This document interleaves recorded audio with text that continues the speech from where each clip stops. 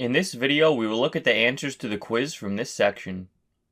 The first question asks us which of the following is a float. The answer is 9.0f. Recall that a float in C++ meets two main criteria. It has a decimal point in the value and a lowercase f right after. 2 is an integer. 3.5 is a double, since it does not have a suffix of a lowercase f. Negative 100 is an integer, since it is a negative whole number. The second question provides us the string coding, and asks us which character is at index 2 in the string. The correct answer here is D.